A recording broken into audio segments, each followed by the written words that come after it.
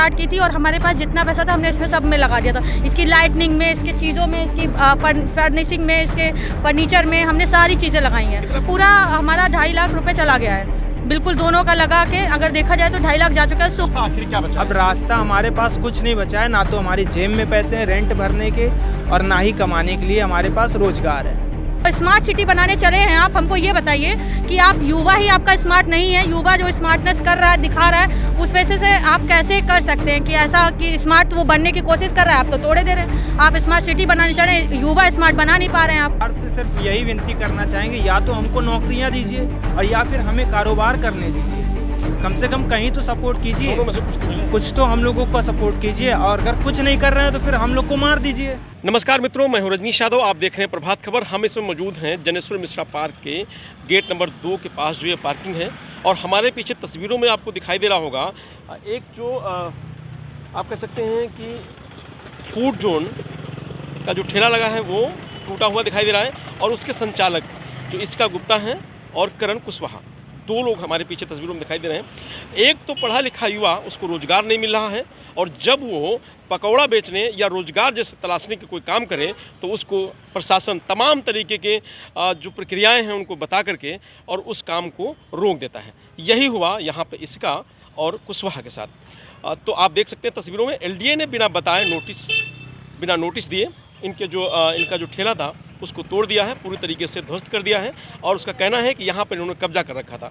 आप देख सकते हैं जनेश्वर मिश्रा के पास जिधर आप नज़र घुमाएंगे उधर हर तरफ कोई ना कोई ठेला, कोई ना कोई झोपड़पट्टी पड़ी हुई दिखाई देगी। लेकिन सिर्फ इन्हीं के ठेले से क्या दिक्कत थी, ऐसा क्या हुआ जो इनके ठेले को एलडीए ने पूरी तरीके से तोड़ दिया है? ये इसिका है जो साइंस से पोस्ट ग्रेजुएट हैं, पढ़ी लिखी हैं। नौकरी ना मिलने के बाद इन्होंने कहा कुछ ना हो तो कम से कम रोजगार किया जाए ताकि जीवन यापन हो, लेकिन उसमें भी एलडीए खलल बना और आज इनका ठेला टूट गया है, पूरी तरीके से बेरोजगार हो गई हैं। किस तरीके से इन्होंने पैसा इकट्ठा किया, कैसे इस ठेले का इंतजाम किया, कैसे यहाँ पर अपना जीवन यापन करने का जरिया ढूंढा था।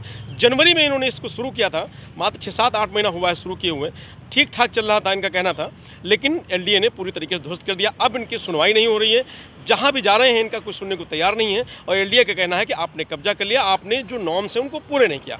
तो हमारे साथ इसिता और कुशवाहा दोनों मौजूद हैं, हम बात करेंगे इनसे कि क्या कुछ घटनाक्रम इनके साथ रहा, इसका क्या कुछ घटनाक्रम रहा आपके साथ। सर मैं अगर बताऊं तो जब मुझे पता चला ये चीज़ तो मुझे तो ऐसा लगा कि ये तो सच में कोई पर्सनल दुश्मनी ही है। अगर आप देखिए तो मैं आपको बस बताना चाहती हूँ कि आप यहाँ से वहाँ तक की देखिए, रोड पे बहुत सारी दुकानें रोज़ का रोज़ लगती हैं, रोज़ के रोज़ ठेले लग रहे हैं। आपने उन्हें कुछ नहीं कहा, यहाँ पे हम प्रेजेंट नहीं थे। इतनी कड़ी धूप में आप देख सकते हैं कि हम यहाँ पे चाइनीज़ नहीं बना सकते, और ना ही हमारे पास ग्राहक आता है चाइनीज़ खाने के लिए इतनी धूप में। सब शामी को आते हैं, तो हम यहाँ पर प्रेजेंट नहीं होते, ये सब जानते हैं दोपहर में। अब ये चीज़ें क्या हुई हैं कि किसने क्या हमारे साथ प्लान करके ये करके गया कोई, क्योंकि अगर हम प्रेजेंट होते तो हम अपने सपने को ऐसे टूटने नहीं देते, बिल्कुल नहीं टूटने देते, क्योंकि हमने इसमें एक पैसा किसी से कहीं से लेकर अपने रिश्तेदारी, दोस्तों, यारों से पूछ पाछ के कैसे भी करके सारी चीज़ें स्टार्ट करी। और ऐसा जैसे कि बहुत सारी चीज़ें सुनने में आ रही हैं कि लोग कह रहे हैं कि नहीं आपने बिना रूल तोड़ दिए हैं, ये सब कर दिया। तो मुझे पहले ये बताइए, ये सब लगा रहे हैं, क्या ये रूल अपना रहे हैं? और दूसरी बात, क्या हमने कौन से रूल नहीं अपनाए? क्योंकि हमने जाके पुलिस चौकी में भी बताया कि हम ये चीज़ कर रहे हैं सर, हमारे पास अभी दिक्कतें हैं, हम इसी से स्टार्ट कर रहे हैं। आपको हम जो भी जाएगा, इसका जो भी रेंट जाएगा, जो भी चीज़ें हम कर सकते हैं, जितना भी हम अर्निंग करेंगे उस हिसाब से हम आपको देते रहेंगे, हम दे भी रहे हैं। यहाँ पे जैसे मैं बता सकती हूँ, जनेश्वर मिश्रा पार्क के जो पुलिस चौकी है उसके इंचार्ज थे विवेक चौधरी जी, वो अब कल ही रात में रिटायर्ड भी वो ट्रांसफ़र हो चुके हैं, उनकी जगह पे कोई इरफान जी अभी नए आ गए। तो अब ये भी है कि अब मैं सुनवाऊँ तो किसको सुनवाऊँ? उनसे बोला तो उन्होंने बोला कि ट्वीट पे वीडियो करो जाके, और आपका एफआईआर नहीं हो सकता। कोई एफआईआर भी नहीं लिख रहा है हमारी, कोई एप्लीकेशन भी नहीं ले रहा है, कोई अपील भी नहीं सुन रहा है हमारी। हम एलडीए ऑफिस भी गए, वीसी से मिले, उन्होंने हम लोग को भगा दिया बहुत ही बेइज्जती करके। ये बताइए कि हम इस लायक नहीं है कि हमसे बात किया जा सके, या फिर ये चीज़ रोजगार भी कर सकें, इस लायक नहीं है कि हम रोजगार कर सके। बिल्कुल सही आप कह रहे हैं, क्योंकि हमने एक ही चीज़ स्टार्ट की थी और हमारे पास जितना पैसा था हमने इसमें सब में लगा दिया था। इसकी लाइटनिंग में, इसके चीज़ों में, इसकी फर्निशिंग में, इसके फर्नीचर में हमने सारी चीज़ें लगाई हैं। कितना पैसा लगभग खर्चा हुआ था? इसमें पूरा हमारा 2.5 लाख रुपए चला गया है, बिल्कुल दोनों का लगा के अगर देखा जाए तो 2.5 लाख जा चुका है। उससे ऊपर सामान भी रखा हुआ है, इसमें सिलेंडर वगैरह भी उन्होंने पिचका दिए हैं, देख सकते हैं आप, जैसा कि हाँ हम देखा है, पूरा तस्वीर है। जी पूरा तोड़ दिया है पूरी तरीके से। देखिए ये पूरा पहिया है, ये कुर्सियाँ इनकी हैं, आप देख सकते हैं पूरा तोड़ दिया है। मैं जनता से ये भी पूछना चाहती हूँ, एक चीज़ बताइए, आम इंसान या मिडिल इंसान जब पैसा जोड़ता है और कोई सामान बनाता है तो उसको कितना टाइम लगता है? आप खुद जानते होंगे उसको कितना टाइम लग जाता है, क्योंकि हर आम इंसान ये जानता है। हमारा सपना एक बार में तोड़ गया, पर हमने इसको बनाने में जितना टाइम लगाया ना, वो एक बड़ा आदमी, बड़ा अधिकारी कभी नहीं जान सकता, कभी भी नहीं जान सकता, क्योंकि वो ब्लैक मनी भी कमा रहा है, वो सैलरी भी पा रहा है, वो कहीं से भी मिल रहा है उसको हर कोई जान रहा है, वो कहीं से मांगेगा उसकी उधारी भी तुरंत मिल जाएगी।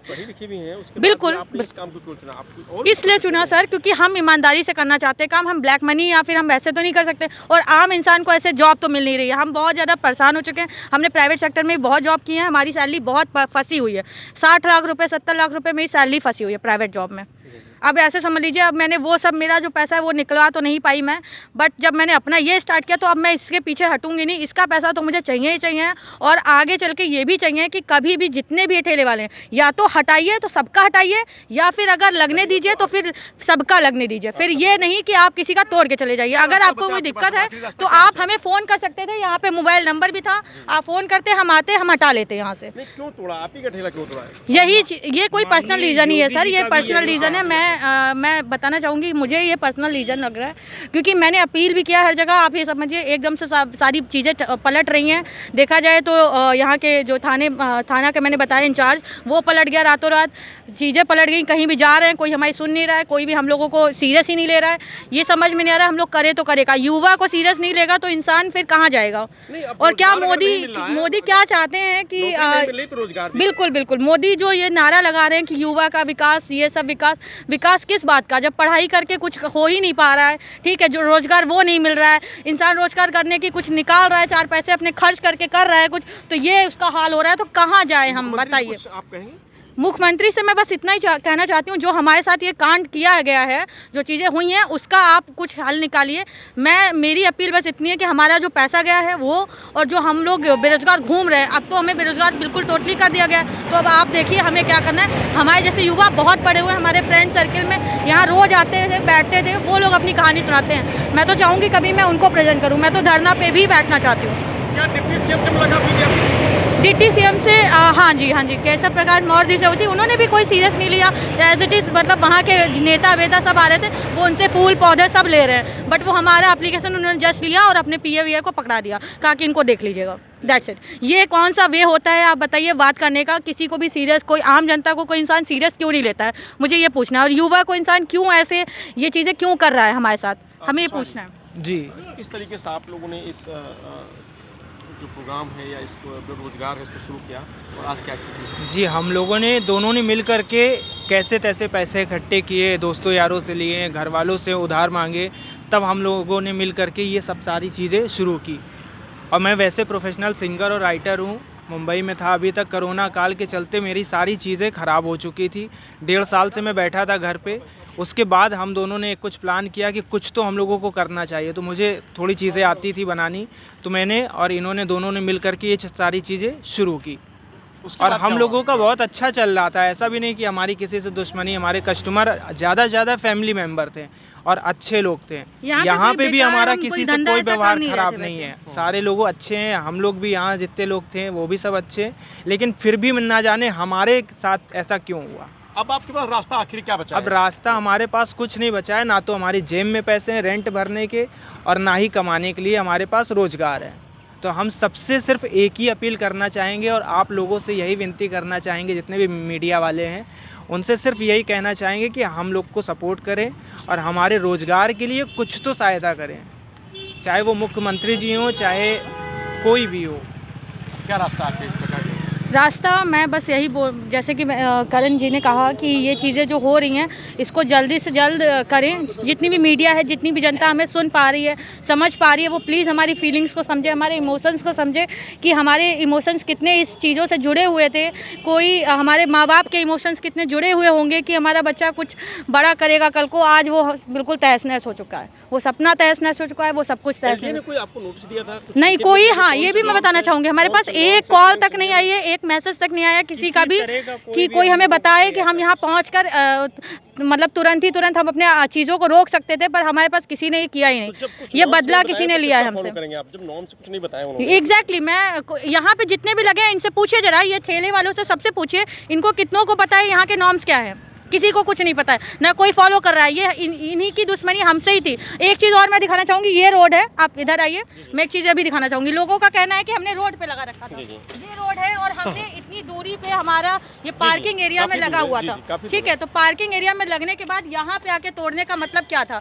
आप कह रहे थे कि हम रोडों के सामान को हटा रहे हैं, आप कह रहे थे हम रोडों के जो ये ठेले लगे हुए हैं उनको हम साफ़ करना चाहते थे इसलिए। और स्मार्ट सिटी बनाने चले हैं आप। हमको ये बताइए कि आप युवा ही आपका स्मार्ट नहीं है, युवा जो स्मार्टनेस कर रहा है, दिखा रहा है, उस वजह से आप कैसे कर सकते हैं कि ऐसा कि स्मार्ट वो बनने की कोशिश कर रहा है, आप तो तोड़े दे रहे हैं। आप स्मार्ट सिटी बनाने चाह रहे हैं, युवा स्मार्ट बना नहीं पा रहे हैं, आप क्या फ़ायदा फिर ऐसा? तो हमको सरकार से सिर्फ यही विनती करना चाहेंगे, या तो हमको नौकरियां दीजिए और या फिर हमें कारोबार करने दीजिए।